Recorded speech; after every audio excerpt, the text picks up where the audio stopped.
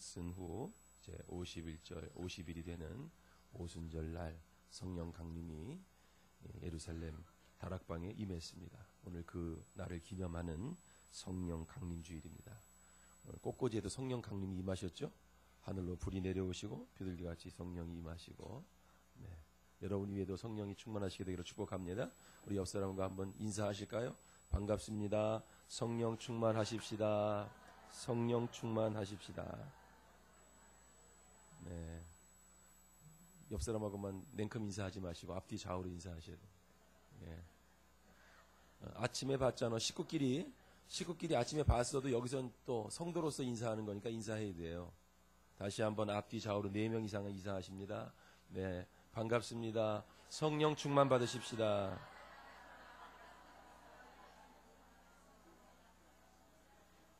네. 필리핀 예배를 드렸더니 그분은 예배 시간에 우리 인사합시다 그랬더니 다 일어나서 돌아다니는 거예요. 저 끝에까지.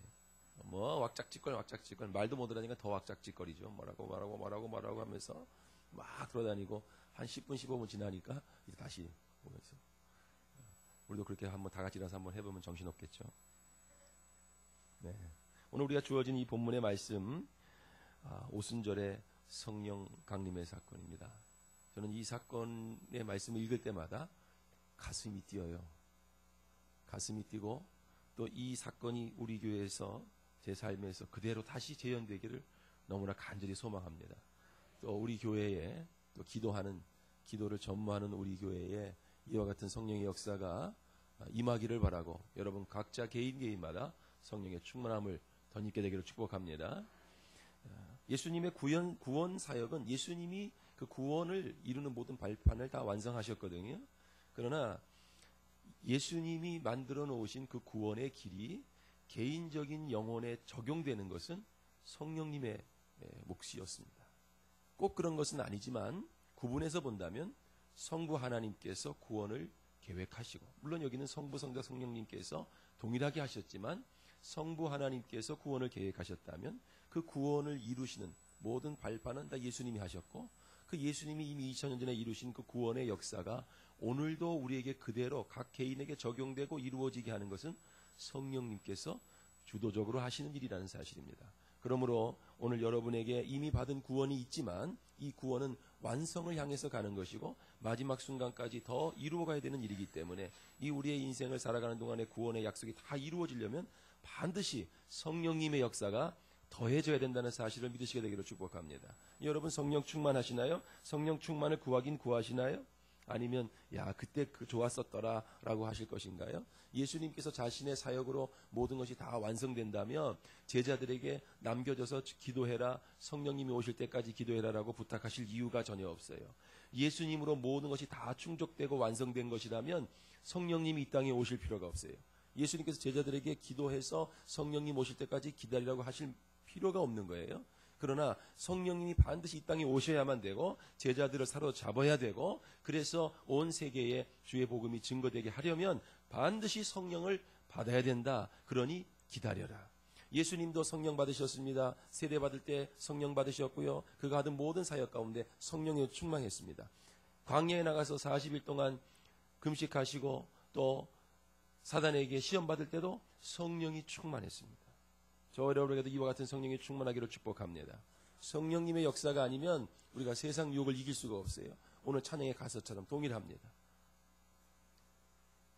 지식 가지고, 예수님에 대한 지식을 가지고 성령님의 오늘의 역사를 더해야만 세상을 이길 수 있는 줄 믿으시게 되기를 축복합니다.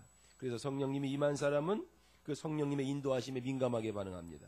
고정관념을 깨뜨릴 줄 압니다. 삶의 습관을 뒤바꿀 줄 압니다. 이전까지 살아왔던 모든 삶을 다 바꾸어서 새로운 길을 가는 데 있어서 전혀 주저하지 않습니다. 오늘 보면 우리가 개역개정 성경을 특별히 기준으로 볼 때 성령이라는 단어는 197번밖에 안 나옵니다. 생각보다 적지요? 예전 우리가 읽었던 개역 한글 성경에 의하면 약 191번 나옵니다. 성령이라는 단어를 볼 때는요. 그러면 하나님이라는 단어나 예수 그리스도라는 단어는 비교할 수 없이 많아요. 하나님에 대한 약 3,300번, 예수님, 또 그리스도 합치면 약 거의 2000번 이상. 이 성령님은 190번이니까 너무 작다 이렇게 생각하실 수 있죠. 그런데 성경에서는 성령이라는 단어는 특별히 신약 쪽에 기록되어 있고요. 구약에서는 하나님의 영, 주의 영 이런 식으로 기록되어 있기 때문에 이걸 또 합치고 보면은 여기에도 약 2000번 이상 기록되어 있어요.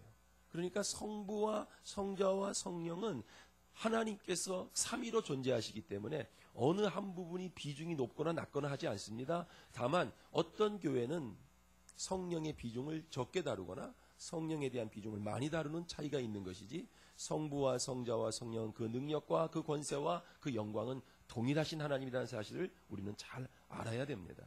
그래서 우리가 하나님의 말씀이 중요한 만큼, 예수님의 그 구원 사역이 중요한 만큼 성령님의 역사도 중요하고, 성령님이 일하시는 방식도 중요하고, 성령님의 음성에 민감해야 되고, 성령의 은사에 대해서도 우리가 관심이 있어야 되고, 성령의 열매를 적극적으로 맺는 삶이 되시기를 축복합니다. 그것이 있어야 주님이 다시 오실 그때에 예비하는 예물이 열매가 되는 거예요. 예수님께서 어느 날 길을 걸어가실 때 여리고성에 있는 한 무화과 나무를 보시고 줄이셔서 배가 고프셔서 열매를 구하셨습니다. 그런데 그때는 아직 무화과 나무가 열매를 맺을 때가 아님에도 불구하고 주님께서 내가 찾을 때에 열매가 없다고 하시면서 그 무화과 나무를 저주하셨어요. 주변 사람들이 이상했습니다. 의아했습니다. 아직 때가 아닌데 주님이 괜히 말이에요, 그것을 구해놓고서 없다고 저주했는가? 그것은 예수님이 상징적으로 우리에게 보여주시는 거예요. 우리가 예비하고 때가 돼서 열매를 맺으면 얼마나 좋겠습니까? 우리는 늘 마음에 생각합니다. 아유, 저는 아직 때가 안 돼서요, 때가 되면 열매를 맺을게요, 이렇게 생각하지만 주님이 우리에게 찾으시는 열매의 때는 주님이 정하시는 때이지 우리의 때를 말씀하시는 것은 아니라는 사실이에요.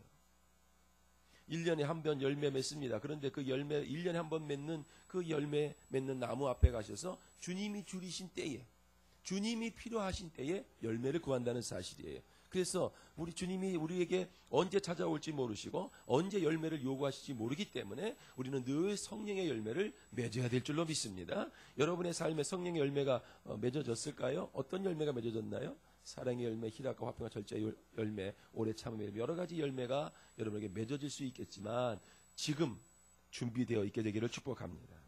요한복음 14장 16절에 보니까 내가 아버지께 구하겠으니 그가 또 다른 보혜사를 너희에게 주사 영원토록 너희와 함께 있게 하시겠다. 그러니까 성령님은 영원토록 우리와 함께 하시는 분입니다. 뭐 예수님도 함께 하시고 하나님하고 당연히 함께 하시지만 특별히 성령님은 보혜사, 돕는 분으로 이 땅에 오셔서 우리를 도와주시는 분이다. 그러므로 성령님이 우리 안에 임하셔야 되겠죠.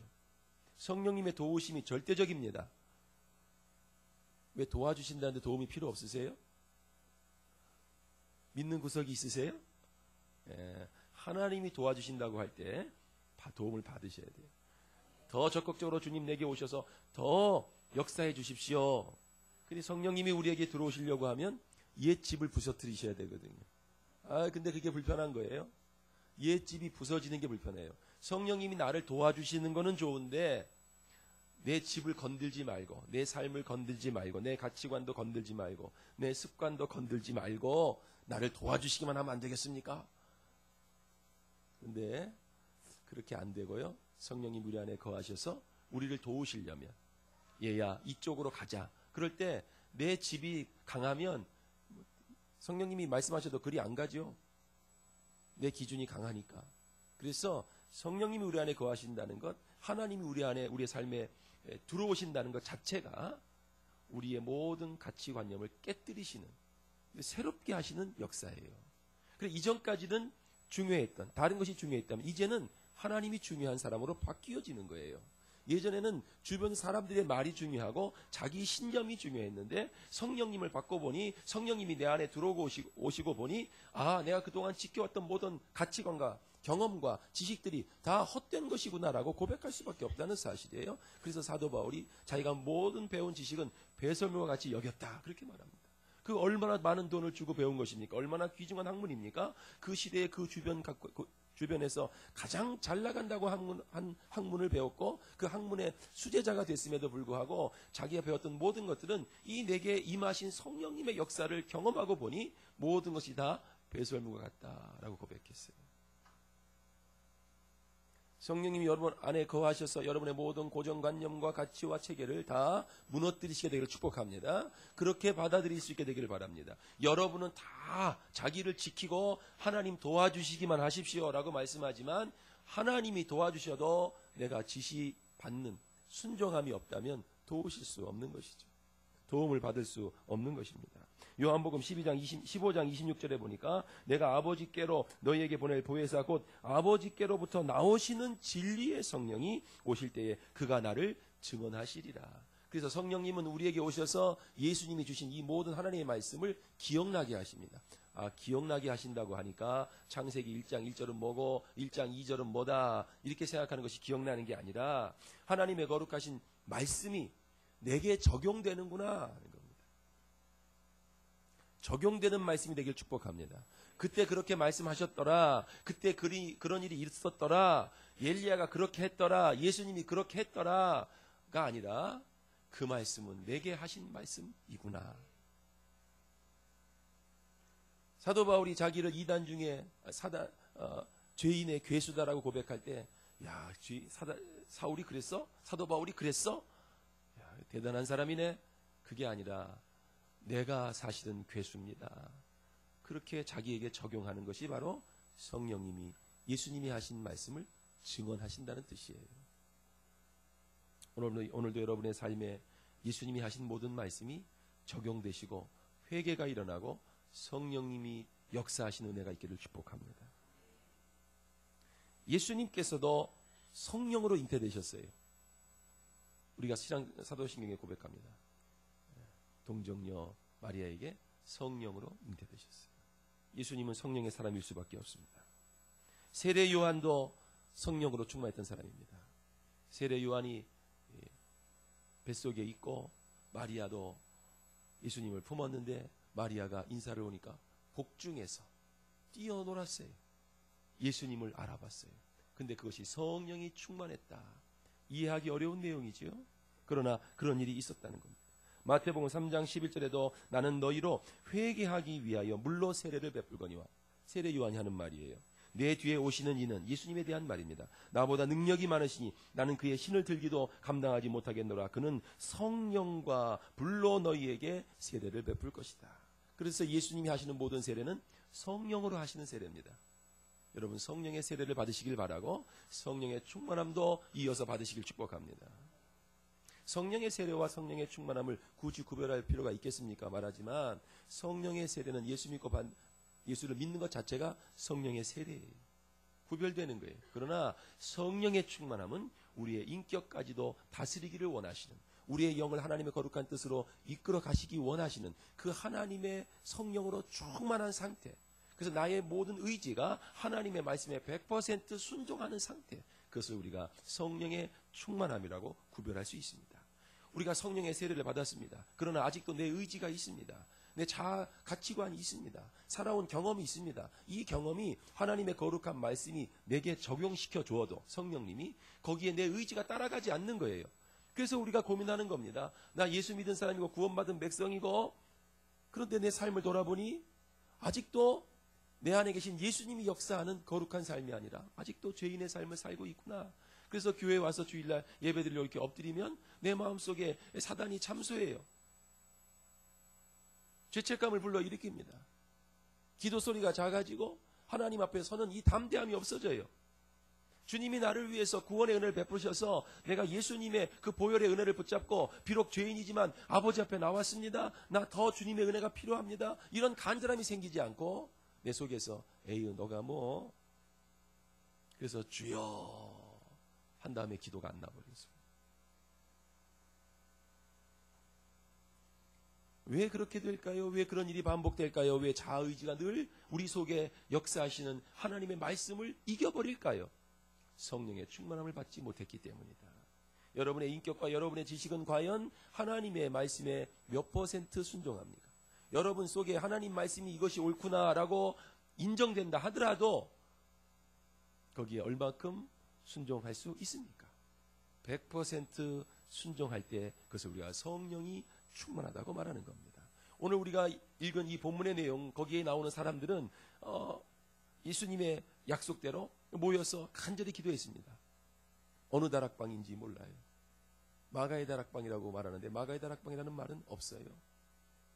다락방에 모여 있는 거예요. 우리가 생각하는 다락방이라는 어떻게 120명이 모여 있을 수 있는가? 120명이 모일 만한 다락방인 거죠. 우리의 집에 있는 옛날 안방 뒤에 있는 그 조그만 꿀단지 숨겨져 있는 그런 다락방이 아니라 그곳에 모여가지고 그 기도 전무하고 있는데 성령님께서 임하신 겁니다. 각 사람 위에 임한 겁니다. 불의 혀같이 갈라지는 것이 있습니다. 그리고 그들이 하는 말이 전혀 이전까지 하지 않았던 각 배우지 않았던 언어들로 방언을 말하는 거예요. 마침 그때 거기에 모여있는 수많은 사방에서 몰려온 사람들, 그 지역에 몰려있는 사방에서 오는 순례자들이 모여 있었는데 그 각 언어로 다 말하는 겁니다. 기이한 일이었다는 거예요. 그들이 배웠던 말을 한다면 그것이 뭐 놀라운 일이겠어요? 자신들이 배우지 않았던 전혀 다른 주변 나라의 언어들로 말을 하기 시작했고 그 말하는 내용은 하나님 나라의 복음에 관련한 내용이에요. 예수님의 역사에 관련한 내용이에요. 그런 일이 어떻게 가능했겠느냐는 겁니다. 그 사람들은 자기의 모든 의지와 지식까지라도 신체까지라도 바로 성령님의 지배를 받는 역사가 그 순간에 일어났다는 사실입니다. 저 여러분에게 이와 같은 역사가 일어나기를 간절히 축복합니다. 내 안에 하나님의 거룩한 말씀이 뜨겁고 하나님 말씀대로 살고 싶은 것이 뜨겁고 복음을 증거하고 싶은 마음이 뜨거워도 뜨거운 건 잠깐 뜨겁고 눌러요.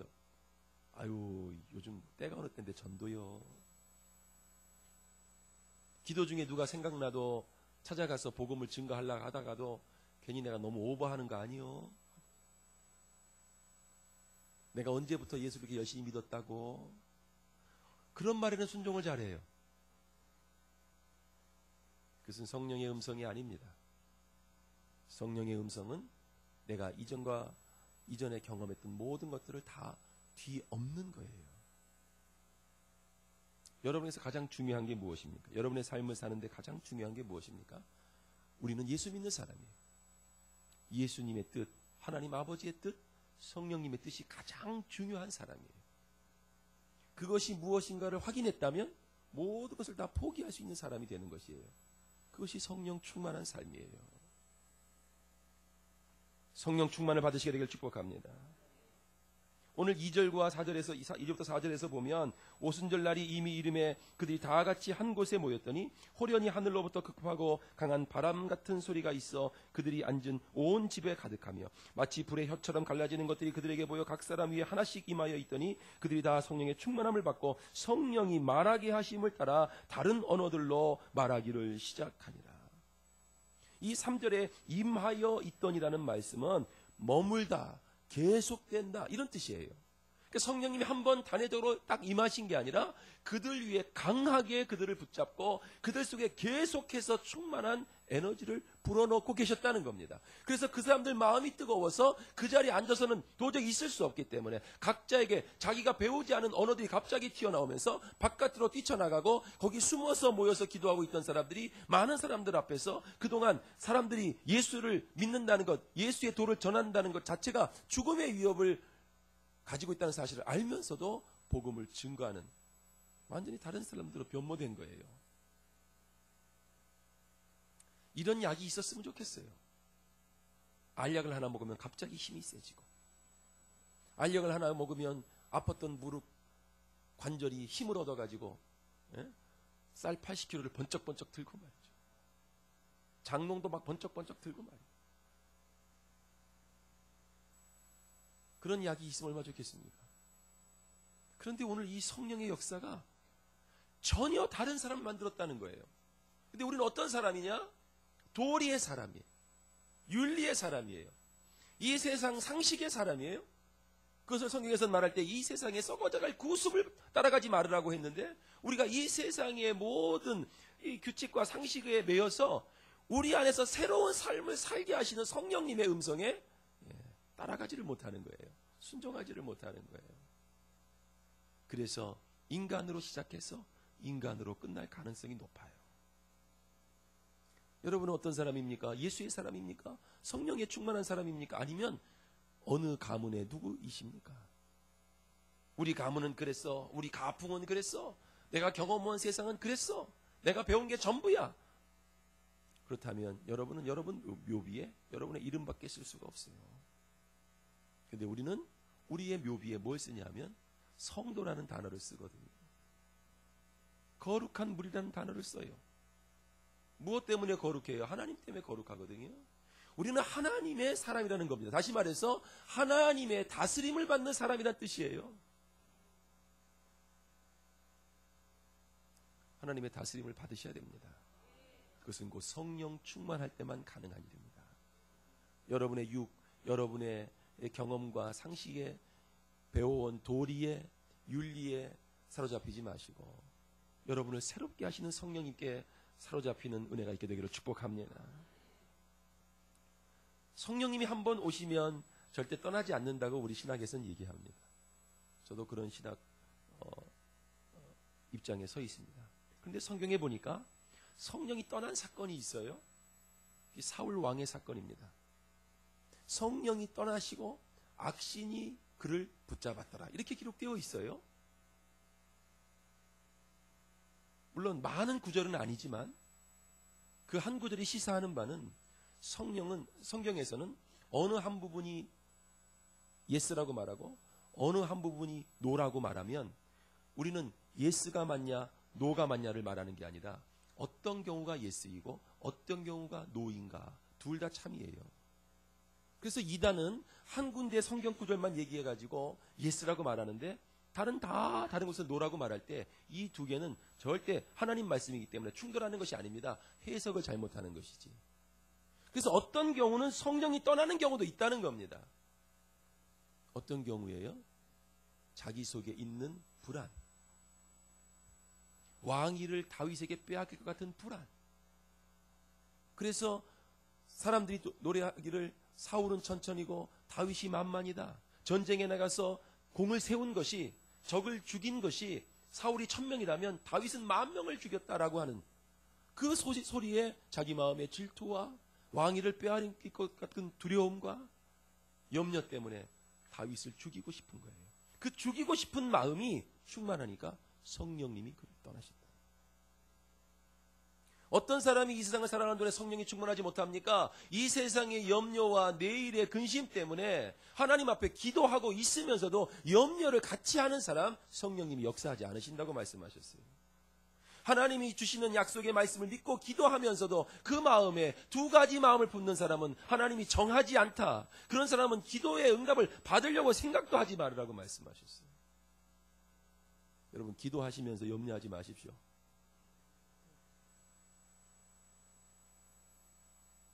한약 먹으면서 뭐 먹으면 머리 허해진다 그래요? 제가 어디 보니까 그 사람이 술을 좋아하는 사람이에요. 근데 술을 좋아하는 사람인데 웬일로 술을 안 마시더라고요. 왜 안 마시냐 물어보니까 한약 먹는데. 그러니까 한약 먹으면서 술 마시면 안 된다는 걸 알면서 술도 안 마시는 거예요. 그 정도로 조심한다는 거예요. 뭐 마시는 사람도 있어요.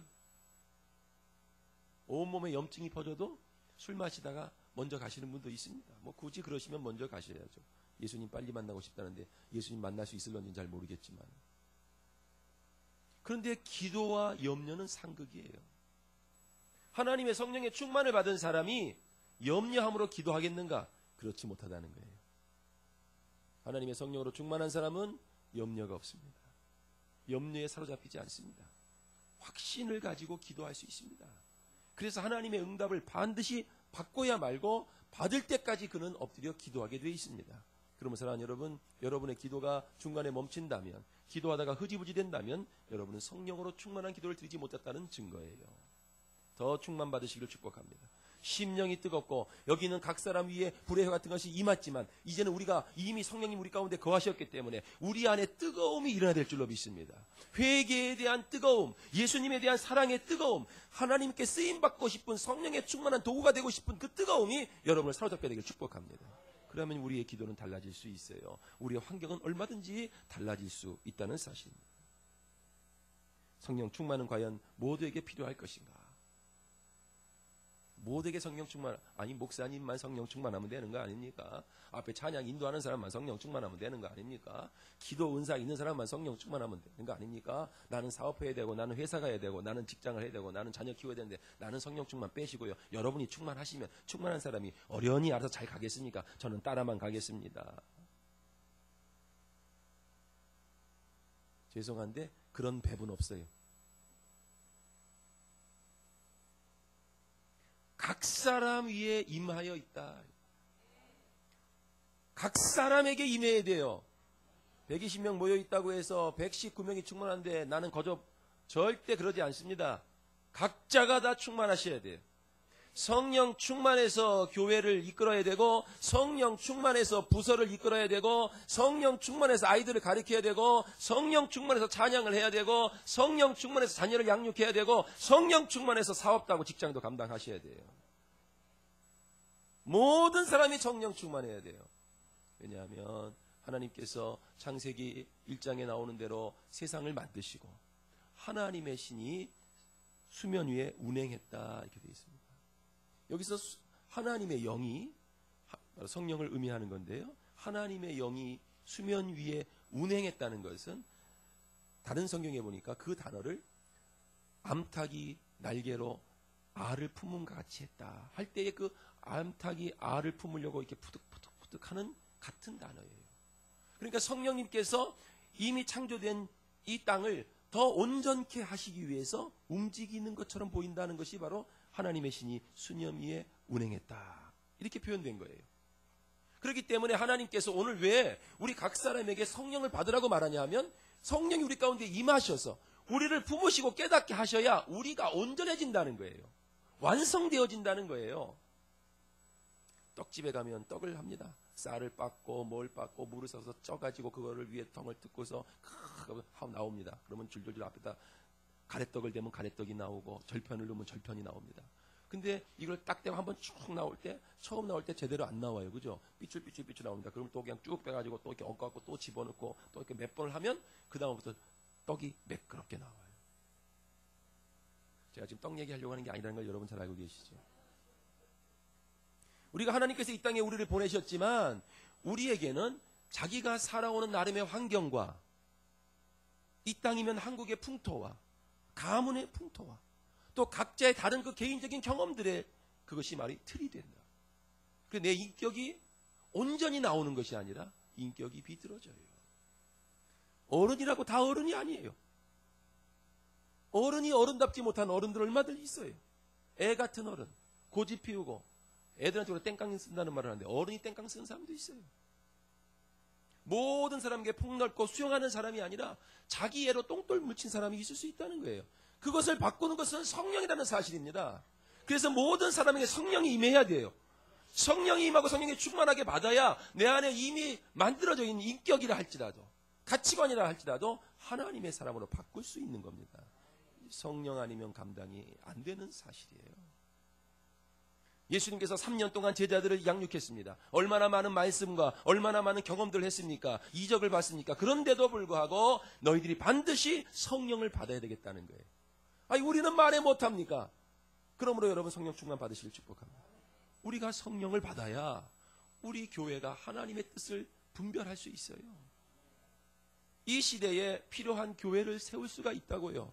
사람이 필요한 교회가 필요한 게 아니에요. 하나님이 도구로 쓰실 교회가 지금 필요한 시대 아니겠습니까?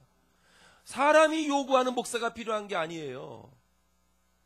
사회사업도 많이 해야 되고 위로해야 될 사람도 많이 있지만 하나님이 필요한 목사가 필요하고 하나님이 필요한 성도가 필요할 때예요. 죽어가는 많은 영혼들을 향해서 내가 너희를 지금 훈련시켜서 그들에게 보낼 텐데 누가 나를 위해서 갈고 하는 하나님의 애통이 여러분에게 들리시기를 축복합니다. 여러분의 문제와 여러분의 염려와 근심 때문에 앉아서 그것 때문에 울지 말고 하나님이 지금 쓰시려 하고 하는데 하나님이여 나를 만들어 주십시오. 하나님의 거룩한 도구가 되고 싶습니다. 이 땅에 하나님이 나를 보내신 그 거룩한 이유를 이루어 드리고 싶습니다. 그렇게 울게 되기를 축복합니다. 하나님은 그 사람을 통해서 성령을 부으셔서 만들어 주십니다. 그래서 이와 같은 오늘의 사건이 여러분의 삶에서 일어날 수 있어요. 우리 교회에서 일어날 수 있어요. 전문이 열려서 전농동 사거리에 여러분이 복음을 증거할 때 지나가는 사람을 의식하지 않고 자기 속에 있는 부끄러움을 의식하지 않고 복음을 증거할 수 있어야 이 땅에 하나님의 거룩한 나라가 이루어지지 않겠어요? 그 성령 충만 여러분 받으시게 되길 축복합니다. 사모하시기를 축복합니다. 예수님의 이름으로 축복합니다. 기도하시겠습니다.